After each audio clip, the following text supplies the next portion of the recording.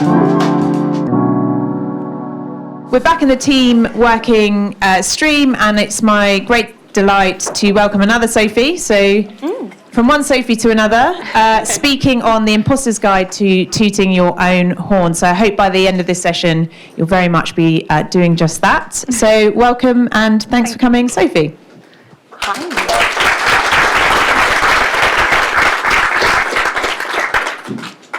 Hi, everyone. Is this thing on? Can you hear me? Yeah. Kind of? Super. Okay. So thank you all for coming. I'm Sophie. This is me. I'm from Bonn in Germany, where I work at a company called Con. I work as a tester, but recently I've also been doing some dev work and some jack-of-all-trades work. I've been doing a lot lately. I studied math at university before that. My pronouns are she and her, and you can find me on social media. I'm on Twitter and Insta as Mademoiselle Sophie Pothy. And the stuff below that is my Mastodon instance. And here's another thing about me. In a minute, you'll find out I have nothing to say. I will stumble my way through a badly crafted talk, devoid of original thought, in subpar English with a horrible German accent. I don't even deserve to be here. I got this spot only because people felt sorry for the weird girl with a tendency for oversharing who gets weirdly intense about games and, oh my God, you're going to hate me. At least that's what the tiny little nagging voice of the monster in my head is trying to convince me of. And I could tell the monster, and it gives me almost physical discomfort to even utter the words, that no, a committee of people who know what they want to hear selected this talk based on a well-written anonymous proposal. And they just used the words devoid of and subpar in a sentence, so how bad can my English really be? And the last talk I gave was good enough to get me invited to several conferences, even as a keynote.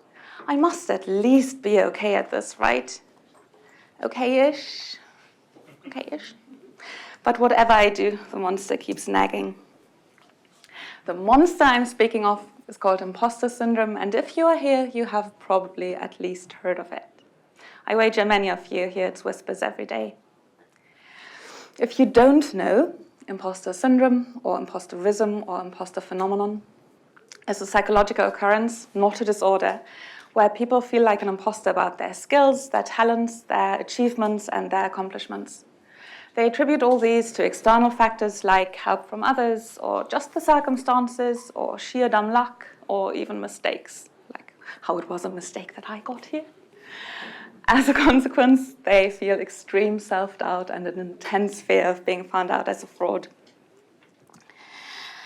And if you're now thinking, well, if it must be intense and extreme, then I probably don't have it after all. It's not that bad. Then maybe that's the monster speaking again. Recently, I've read more and more critical articles about imposter syndrome. Some even suggested that it isn't a real thing. I beg to differ. It's really, really real for me.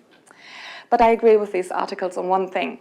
There's a risk with the term and the language around imposter syndrome that these horrible feelings can be seen as a personal flaw of the people who suffer from them.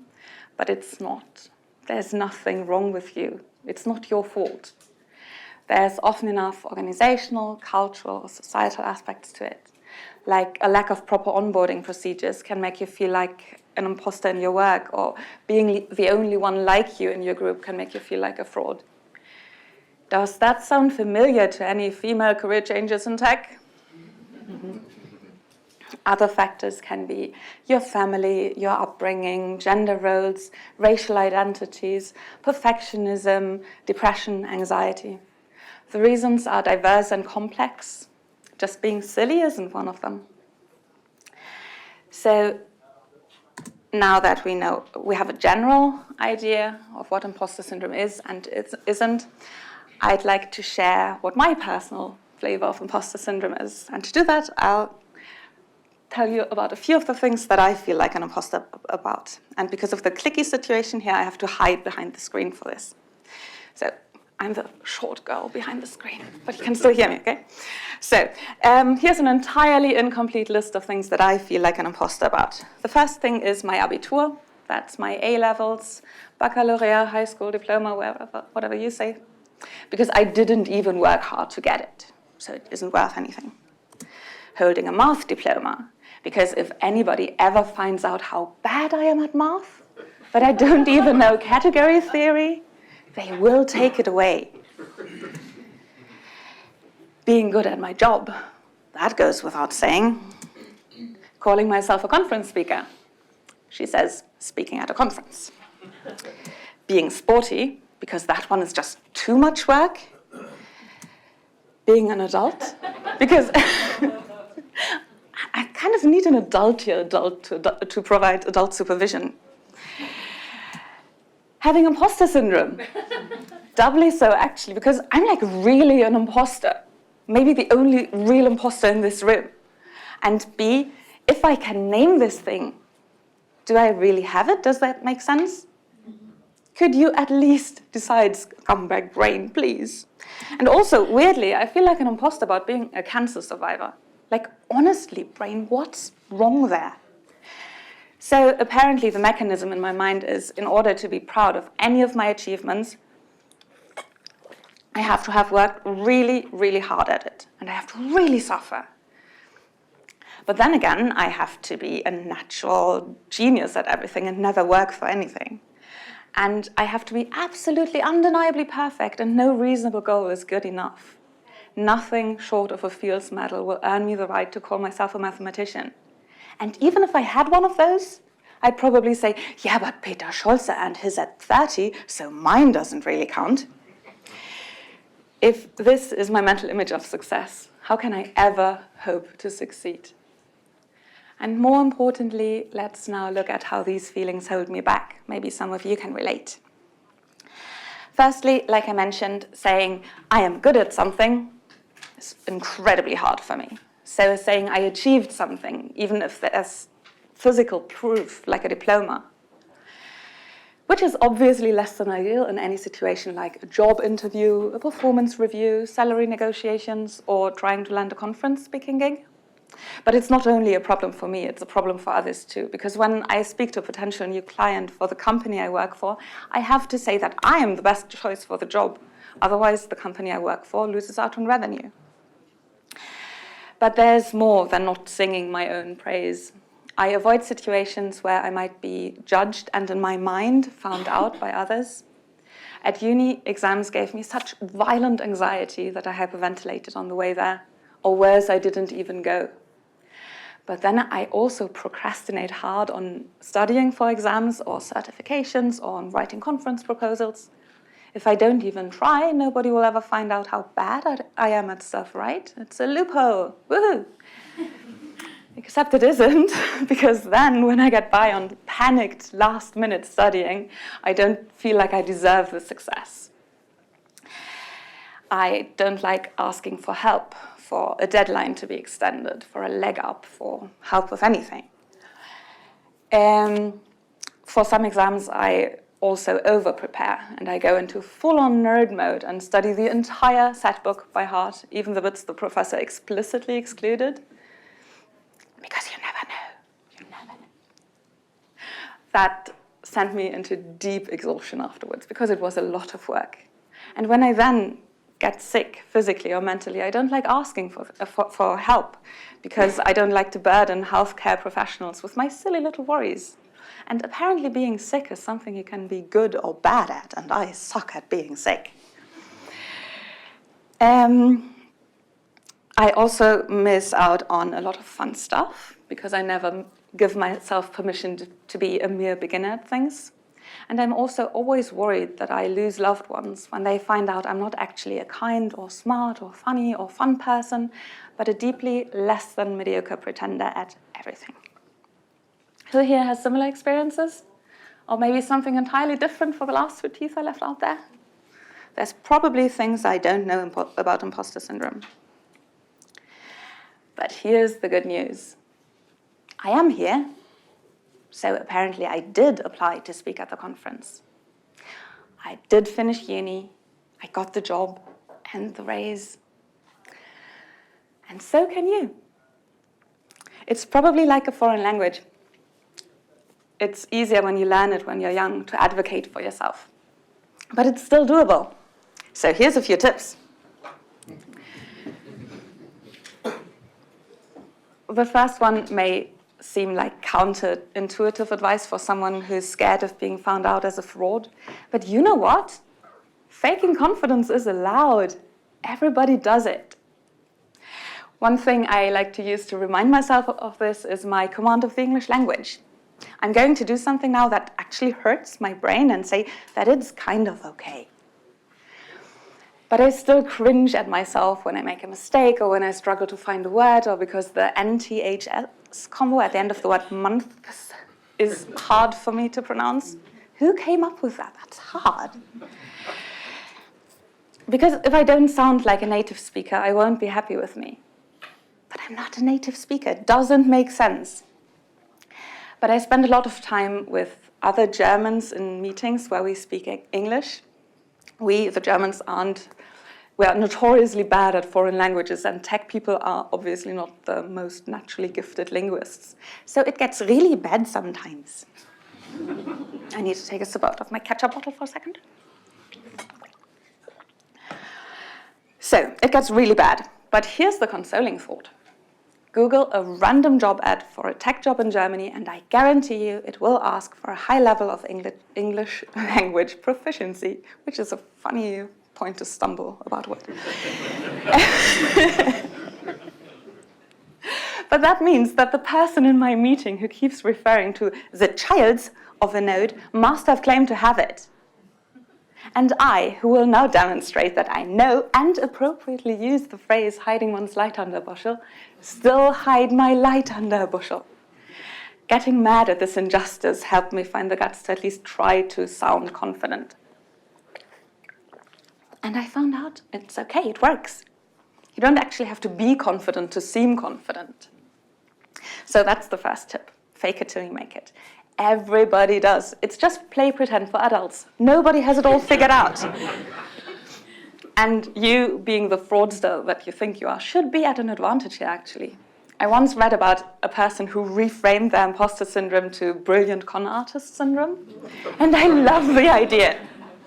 If you can fake being competent for an entire career, you can fake believing in that competence for that 1 hour performance review. You brilliant con artist. Secondly, there's a loophole in my anxiety. I have a hard time advocating for myself, but when I have to speak for others, I become a full-on mother hen. I'm the defender of the anxious, the champion of the downtrodden. I'd rather not sleep for a week in order to make a deadline, and I hate telephones with a vengeance, but I have called professors pretending to be somebody else to ask for an extension for them, which I would never do for myself. And it worked. So the second tip is make self-advocacy a team sport. We all know, at least a few people somewhere in this room also have imposter feelings, at least sometimes.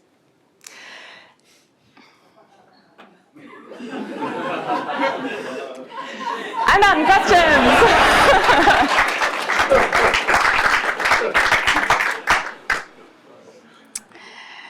After this super quick sneak preview of the entire rest of my talk, where was I? I was talking about making self-advocacy a team sport.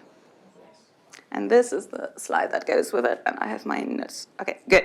So, I said we all know that other people also suffer from the feeling sometimes. And in my experience, just talking about it with others alone helps. But you can also team up with people who know the feeling. Please don't tell my boss. It's not ideal that this is filmed, but please don't tell him. But before I go into my yearly reviews, I have full-blown war councils with 3 colleagues turned friends turned confidants.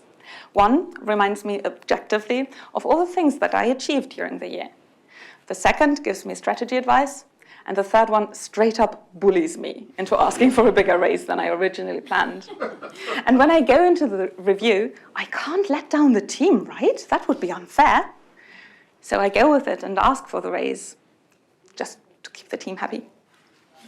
And when it's the next imposter's turn, we do the same for them. So far, my tips have been quick fixes, band-aids, and the clever use of loopholes. They may work for when you need to sound confident. But what about the less obvious consequences of feeling like a fraud? The self-sabotaging, the procrastinating, the lying awake, being scared of the inevitable unmasking. I'm really, really sorry, but we have to face the monster now, not just go, nah, I can't hear you. So I remember when I first did. When I first learned the word imposter syndrome. That was back at university. It wasn't going well. I had been a good student at school without having to put in much effort, but uni was an entirely different story. I had chosen a really hard subject, math, like I mentioned, at a really hard university in Bonn, really hard, and promptly failed my first exam. I had passed others, but the first one felt the most significant. And frankly, I was butthurt. I was having a nice family dinner with my parents and sisters one day when it all burst out of me. I admitted to my feelings of inadequacy and my fears of never understanding anything anymore. My family tried to console me, reminding me of the exams that I had passed. And I, crying super big snotty tears into my pasta, said that I hadn't even deserved to pass those, and if people ever find out how stupid I really was, they'd take them away and my Abitur while they were at it, which is a very typical imposter thought. And then my sister, Laura, told me something that honestly changed my life. She said, you know what, silly? The feelings you're having have a name. It's called imposter syndrome, and many people, often high-achieving young women, have it. The weird thing is that I had been crying about these feelings in therapy for ages, and my shrink had never told me this. But now that I knew what imposter syndrome was, I finally had a fighting chance. Because when there's suddenly a name for such a blurry whirl of feelings and worries that cloud everything up, you know what you're up against. If it has a name, it means that it's so common that people have bothered to give it a name. There are others like you, so you can talk about it, you can read about it, and you can learn about it. And the more I learned, the more I realized how much of my self-sabotage can be attributed to imposter syndrome. And ultimately, it helped me find ways around it. So that's my next tip.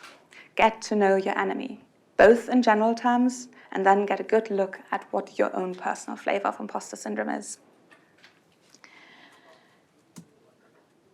Now, it sounds maybe a bit weird that I keep referring to my own thoughts and feelings as the monster, but I do so deliberately. The technique behind it is the next tip. It's in externalizing these thoughts. We are so used to seeing ourselves as frauds that we see it as an integral part of ourselves. And then confirmation bias kicks in, and we only look for evidence of us being a fraud. We get stuck in an echo chamber where only the bad thoughts get repeated in our minds. But now we learn what imposter syndrome is, and the more you realize when the monster is speaking, the more you will be able to distance yourself from it. After all, it's not you, it's the monster speaking. You don't have to listen to it being mean to you. You can tell it to shut up. I do so actively. When these thoughts hit, I go, okay, that's just my imposter feeling again. What's the real story here? I say I do this, but to be honest, I try to do it. It's hard, it takes work, but you get used to it and it gets easier. Notice that I tell the monster to shut up, not myself. Chiding yourself for your imposter feelings isn't nice, nor is it helpful. The key is self-compassion. Be kind to yourself, you're still learning. Here's another truth about the monster. It means well. Ultimately, it wants to keep you safe from being found out and thus being humiliated, which is admittedly kind of nice because nobody likes being humiliated. But there's two fundamental flaws in its reasoning. For one, you won't be humiliated because you are capable and you can do the thing. And secondly, even if you can't do the thing, it's not humiliating to not be perfect at everything you do. It's human nature. With this in mind, knowing its good intentions, maybe we can make friends with the monster, or at least peace. I think the key to long-term dealing successfully with imposter syndrome is twofold. For one, we have to relearn a realistic image of competence and success, and then we have to get a reality check on failure. So, what is competence anyway? What does it take to be officially allowed to say, I am good at this thing? And who is this superficial Bureau of Competence that makes these rules anyway? It had better not be us imposters, because wow, do we have a warped sense of competence. I read a book, it's called The Secret Thoughts of Successful Women by Valerie Young, and she describes 5 competence types prevalent in those with imposter syndrome. There's the perfectionists, who see nothing short of perfection as competence. There's the experts who have to work and work until they amass all possible knowledge about a subject. There's the natural geniuses who think they have to be natural geniuses, obviously, at things and never work for anything. There's the one I always keep forgetting, that's the soloists who have to achieve everything on their own without any help. And there's the superhuman type of competence, who have to be perfect at everything. Work, sports, family life, arts, music, you name it. I personally fall somewhere in the category of all of the above. But in truth, there's a lot of power in the concept of, good enough.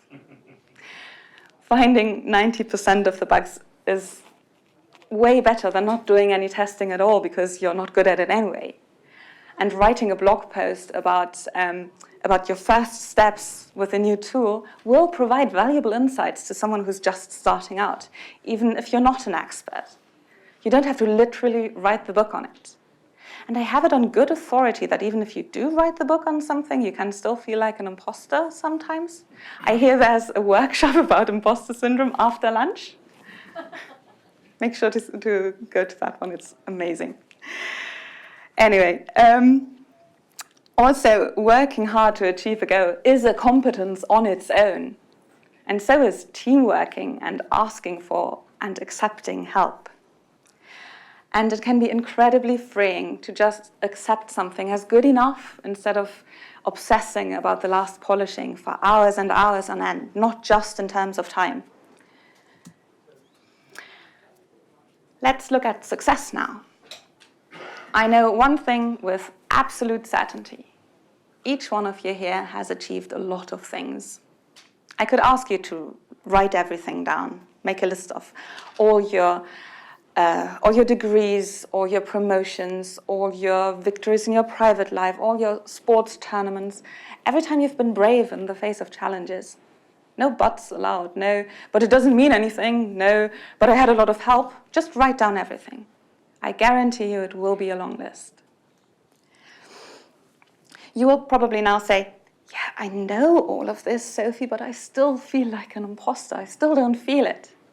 But here's the thing. Feelings aren't truth. And you can work how you feel about things.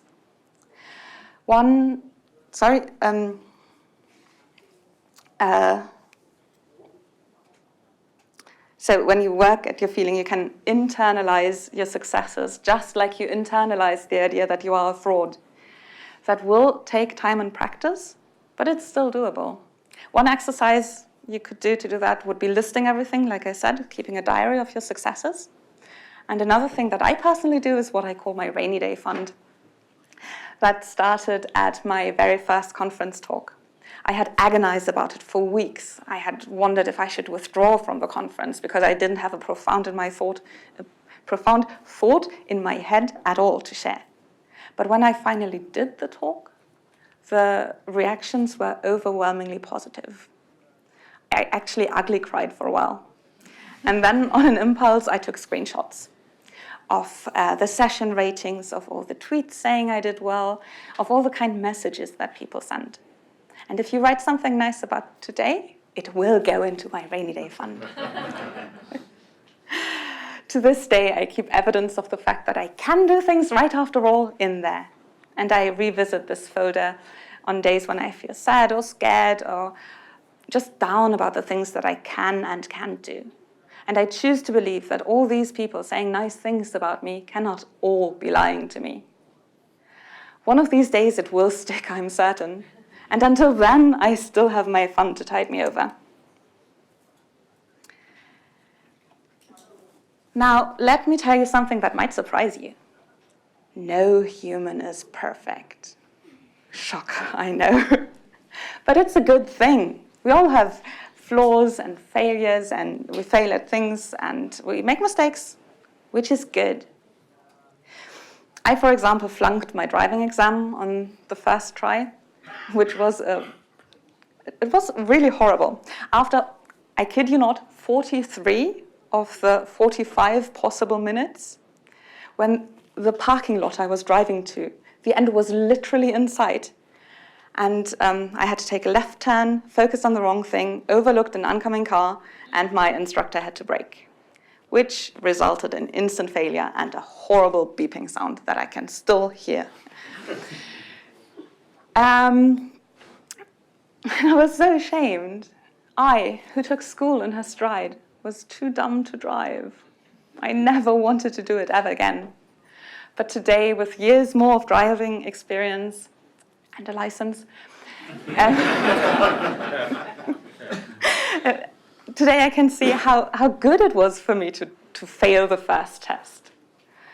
For one thing, I know that I will not make the same mistake again in real life, which will maybe be life-saving at one point. And then I just wasn't ready to drive on my own. I needed a few more lessons, a bit more experience. I failed the exam, yes, but that didn't make me a failure. It made me a better driver in the end. I think imposter syndrome is so prevalent in high achievers because we never really learned a healthy attitude towards failure. If you always do well, the prospect of breaking that streak is terrifying. It's just because we never really learned as straight A students that the sun will still rise on the first day after your first B-. But it will. It's a truism that every failure is a learning opportunity, but for us imposters, it's doubly true. I learned through failing where to look when turning left. And I also learned that passing your driving exam on the second try, or third, or fourth, whatever, still means you passed.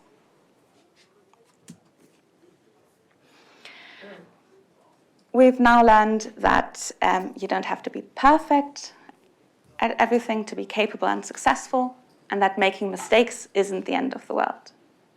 The sum of the two equals, don't let perfect be the enemy of good. That, for me, is the lesson it all boils down to. Have you ever heard the saying, perfectionism is just fear and fancy footwear? Apparently neither me nor my fears can resist a cute pair of shoes. But still, it's true. Imposter syndrome is nothing but a fear response.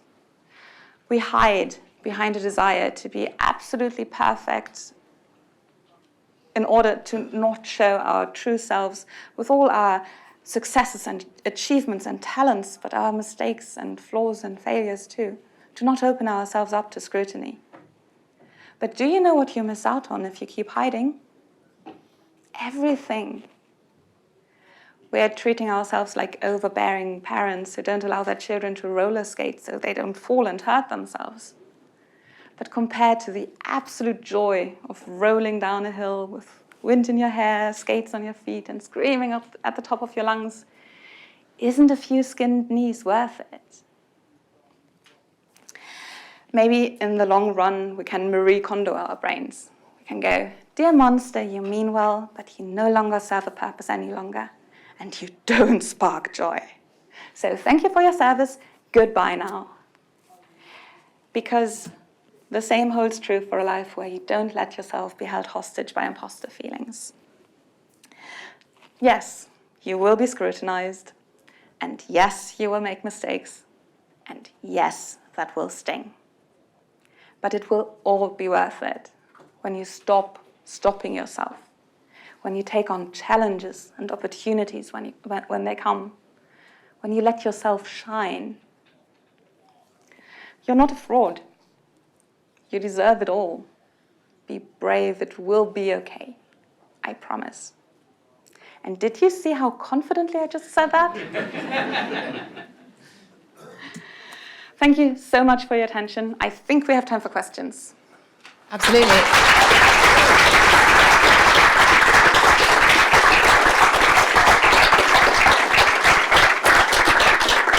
Fantastic. Thank you, Sophie. And Thank you, Sophie. I had the good. I was looking at your Twitter account, as you do, and I saw you had a bit of a bumpy ride on the way over. So that must have been a moment. I'm scared of flying. Yeah, it's not fun. So we're very glad that you're here. Very, very glad. Who has a question for Sophie? Anyone like to put their hand up and be brave? There we go.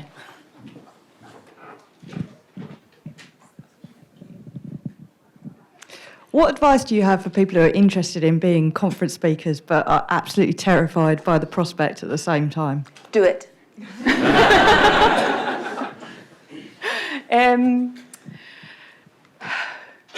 A, do it. B, there's so many people who are willing to hold your hand the entire time. I had so much help from people who cheered for me, who give me tiny little giant unicorns to keep me company on stage.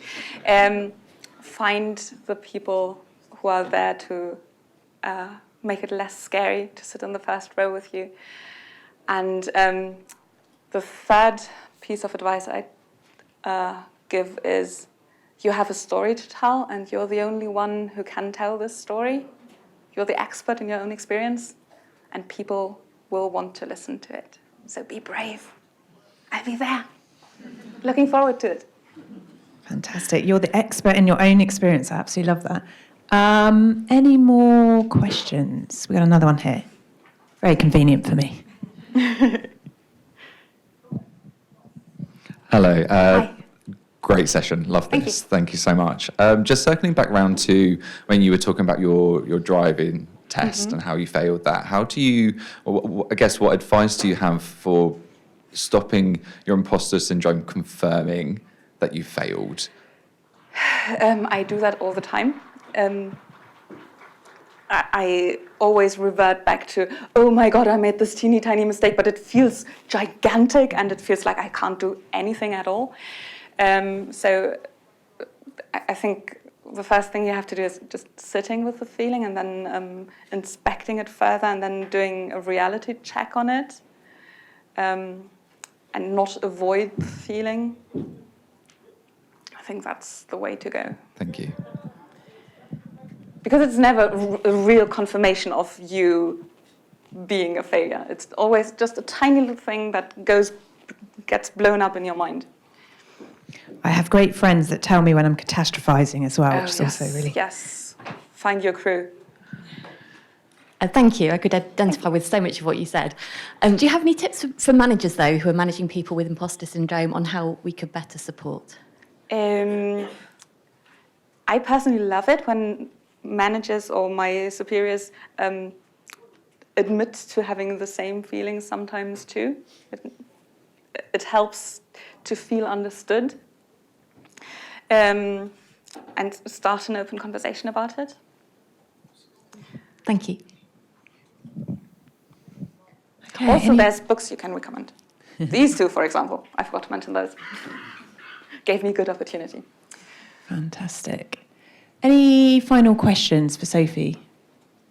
Oh, we got one. I think. Oh, There's yeah, one we've more. got one up there. Brilliant.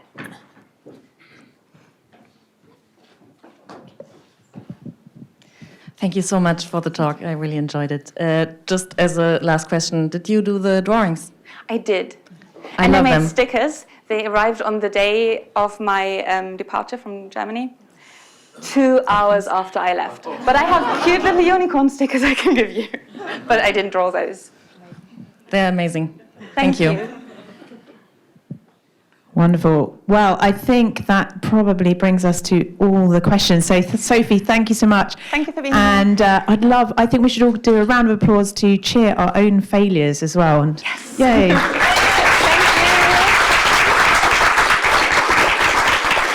Thank you.